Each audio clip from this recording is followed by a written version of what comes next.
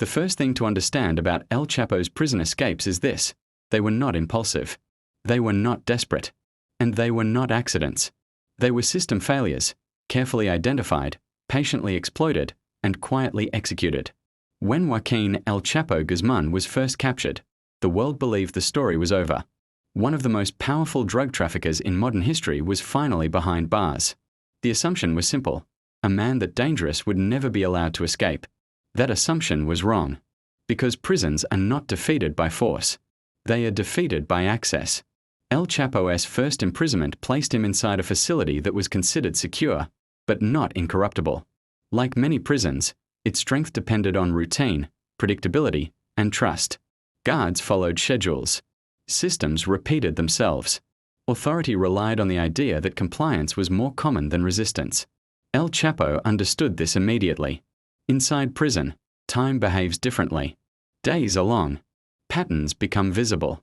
Weaknesses emerge slowly. And for someone with patience, money, and influence, those weaknesses can be mapped. The first escape did not begin with a plan to flee. It began with observation.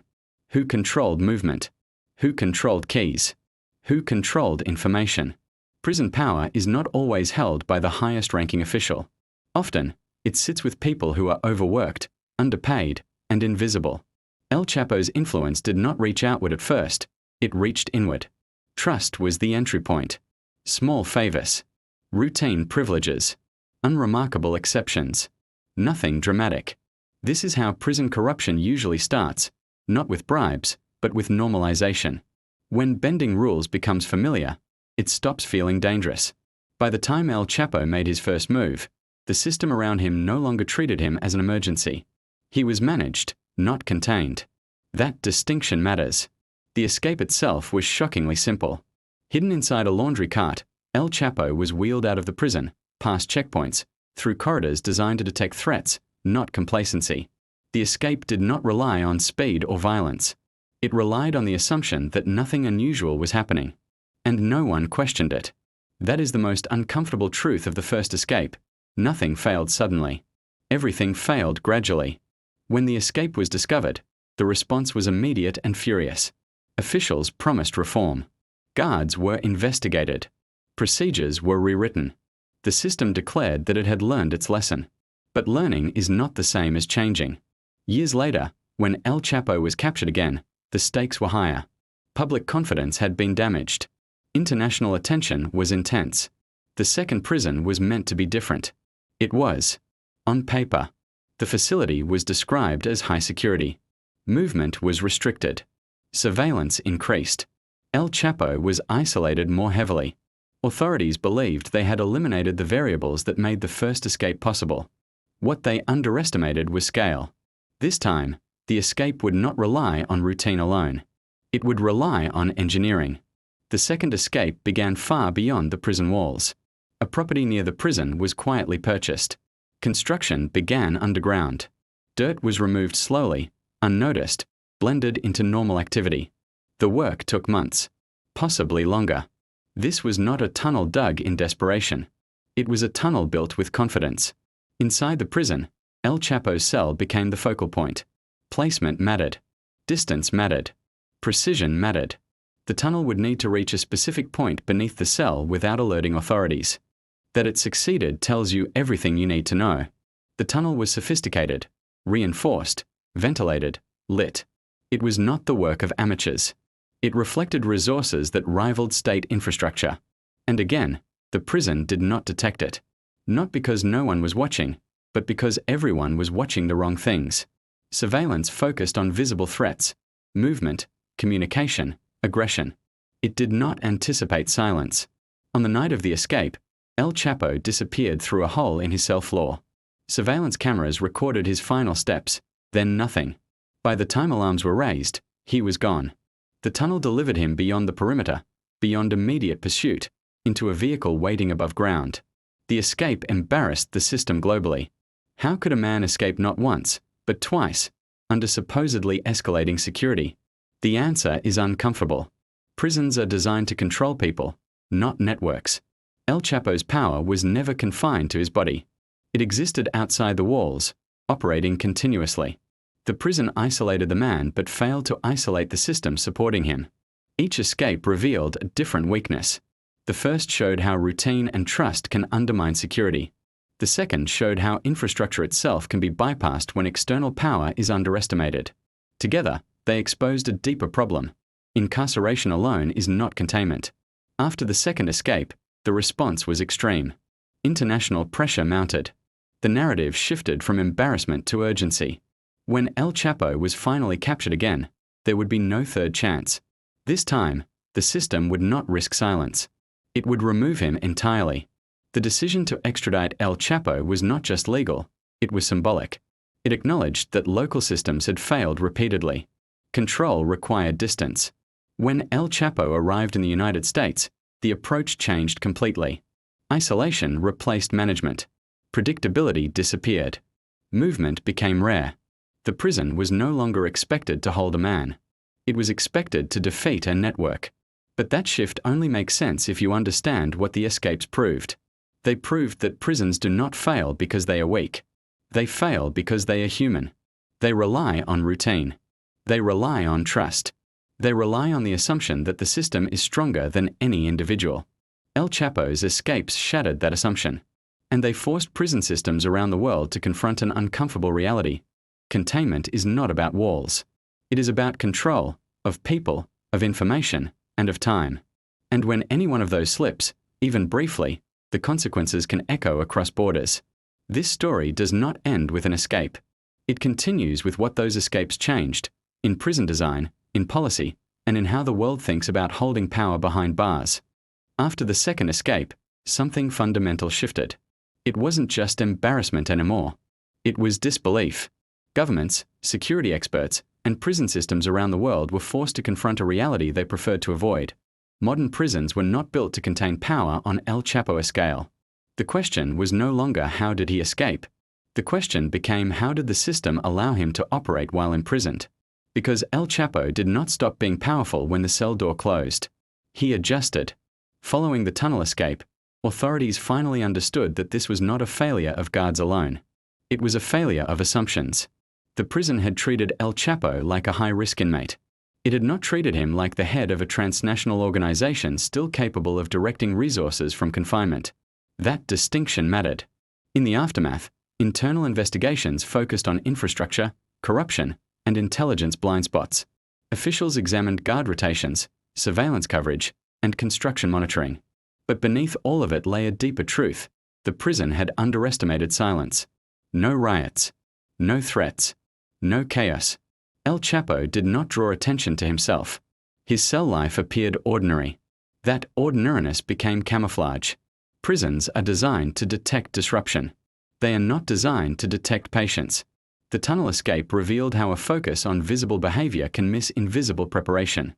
While surveillance tracked El Chapo's movements inside the prison, the real operation was happening elsewhere, in properties, supply chains, logistics, and engineering teams far beyond the walls.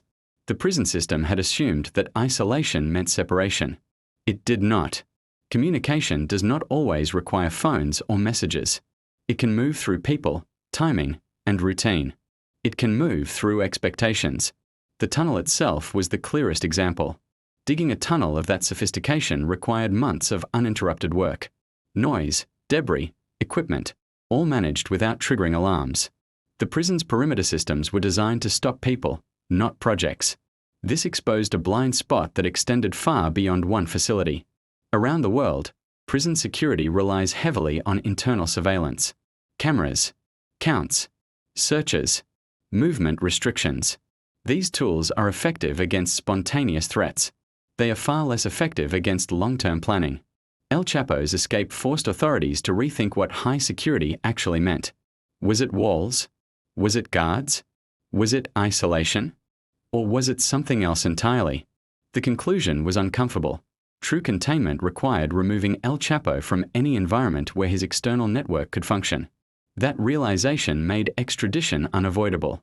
For years, extradition had been politically sensitive. National pride, legal challenges, and sovereignty concerns slowed the process. But after the second escape, those barriers weakened.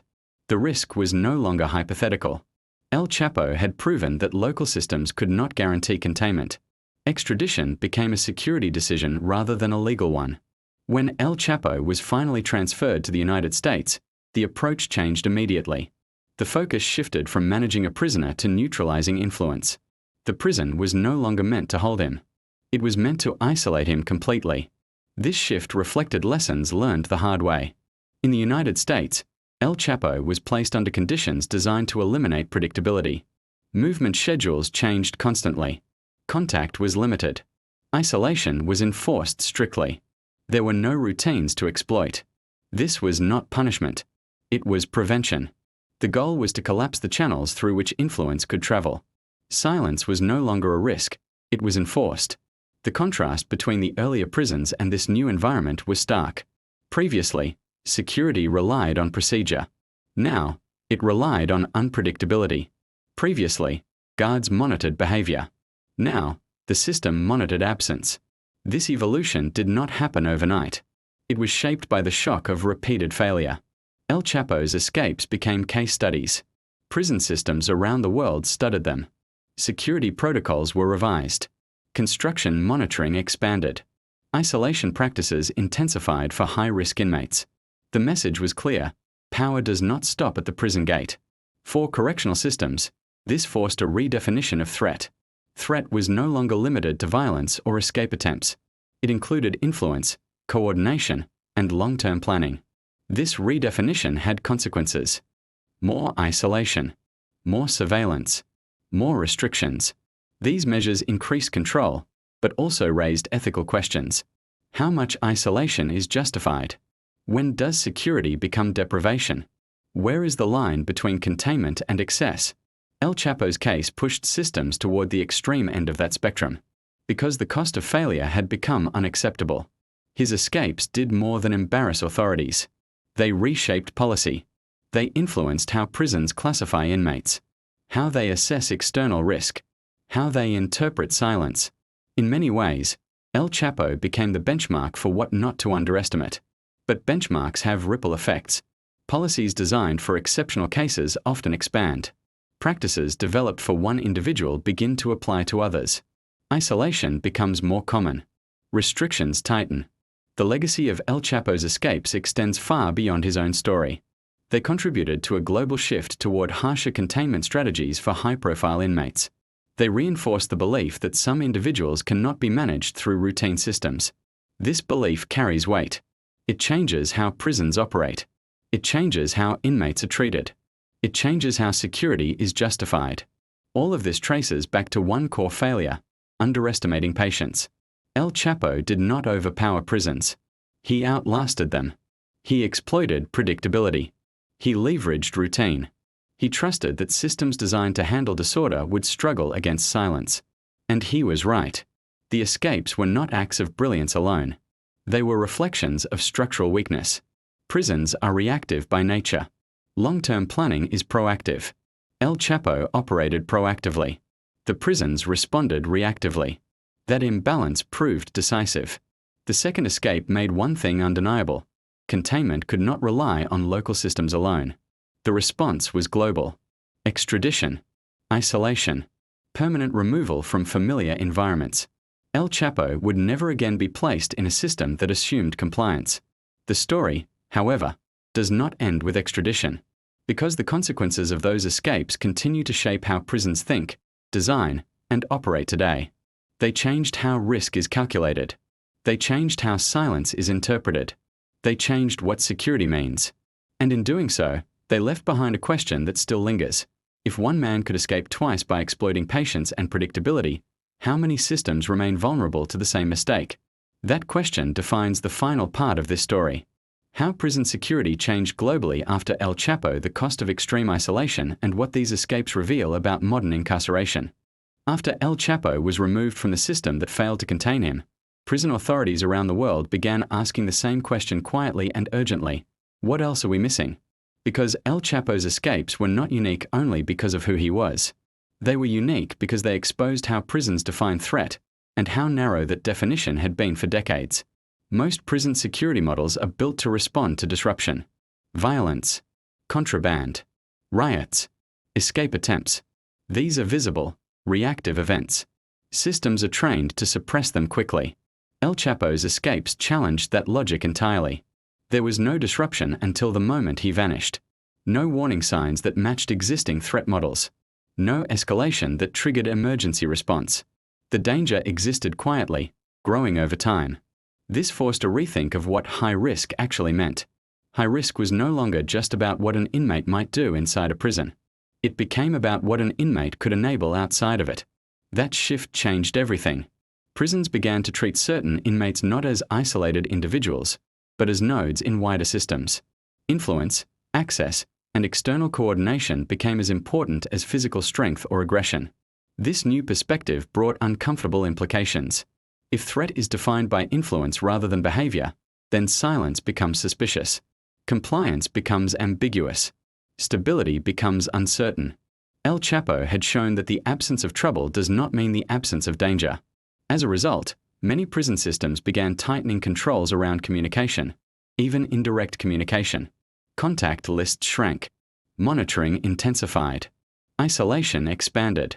The idea was simple. If power travels quietly, then quiet must be controlled. But controlling silence is far more difficult than suppressing noise. Isolation became the primary tool. For inmates deemed too influential, isolation was no longer a temporary measure. It became a long-term strategy. Reduced contact. Minimal routine. Limited exposure to staff and other inmates. This approach aimed to sever influence by eliminating opportunity. In theory, it worked. In practice, it raised serious concerns. Extended isolation carries psychological costs. Studies have repeatedly shown its impact on mental health, anxiety, depression, cognitive decline. Prison systems knew this, but the fear of another El Chapo-scale failure outweighed hesitation. Security began to trump welfare. This trade-off did not occur openly. It happened through policy adjustments, classification changes, and quiet shifts in practice. El Chapo's escapes became justification. Every time a restriction tightened, his name hovered in the background, unspoken but understood. This had ripple effects beyond supermax facilities. Even standard prisons adopted more cautious approaches. High-profile inmates were separated earlier. Movement was restricted more often. Predictability was reduced wherever possible. The goal was to eliminate routine. But routine is also what keeps prisons functioning. Removing predictability increases security, but it also increases stress. Staff had to adjust constantly. Schedules changed. Procedures shifted. Communication became more rigid. Officers began operating in environments that felt less stable, even if they were more secure. This paradox defined the post-El Chapo era of incarceration. Security increased, but clarity decreased. Prisons became harder to read, even for those working inside them. This environment demanded higher levels of vigilance from staff. Training expanded. Intelligence units grew. Information sharing between agencies increased. Prisons no longer operated as closed systems. They became nodes in larger security networks.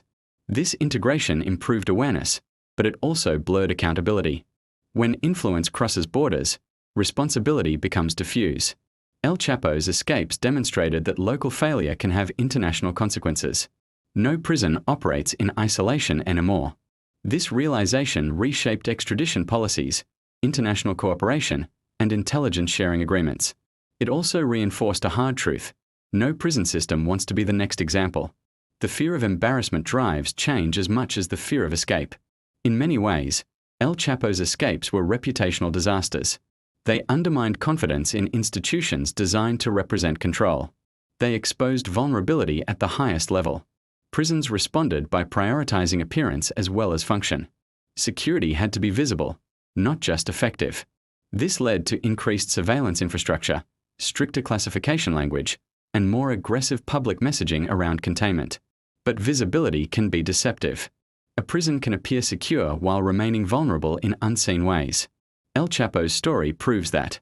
The tunnel escape, in particular, revealed how physical security measures can be bypassed if attention focuses only on the visible environment. Walls, cameras, and guards matter, but they are not sufficient. Security must account for time. Long-term planning is difficult to detect because it does not announce itself. It blends into normality. It hides behind routine. El Chapo's genius was not technical alone. It was temporal. He waited. He allowed systems to relax. He let predictability return. He trusted that attention would drift. And eventually, it did. This lesson forced prisons to reconsider how long they maintain heightened alertness. Short-term vigilance is easy. Long-term vigilance is exhausting. Most systems struggle with sustained attention. El Chapo exploited that human limitation. In response, prisons attempted to automate vigilance. Sensors, algorithms, monitoring software. Technology became a substitute for human attention. This helped, but it also introduced new vulnerabilities. Technology detects patterns. It struggles with absence. El Chapo's escapes were defined by absence. No messages. No unusual movement. No overt coordination. The lack of signals was the signal. This remains one of the most challenging aspects of modern prison security. How do you detect what does not announce itself? There is no perfect answer. Prisons respond by layering systems: human observation, technology, intelligence, isolation. Each layer reduces risk, but none eliminate it. El Chapo's story underscores that containment is probabilistic, not absolute. It reduces likelihood. It does not guarantee outcome. This realization is uncomfortable for institutions built on the promise of control. Prisons exist to reassure society that dangerous individuals can be held safely. El Chapo challenged that reassurance. His escapes forced a recalibration of expectations. Absolute security is a myth. Risk can be managed, but never erased. This is why the final response to El Chapo was removal rather than reform. He was placed in an environment designed to minimize variables completely. No routine. No influence. No patience to exploit. But this solution cannot be scaled easily. Most prison systems cannot operate at that level of isolation for every high-risk inmate. Resources are limited. Ethical constraints exist. El Chapo represents an extreme case, but the lessons apply broadly. They reveal how fragile containment becomes when power extends beyond walls. They expose how systems built to respond to disruption can fail against patience. And they demonstrate that prisons are not just physical spaces. They are ecosystems shaped by time, trust, and attention. As long as those elements exist, so will vulnerability. El Chapo's escapes did not just change how prisons operate. They changed how prisons think. And that shift continues to influence policy today. The final question is not whether prisons learned from El Chapo. It is whether they learned enough. That question defines the last chapter.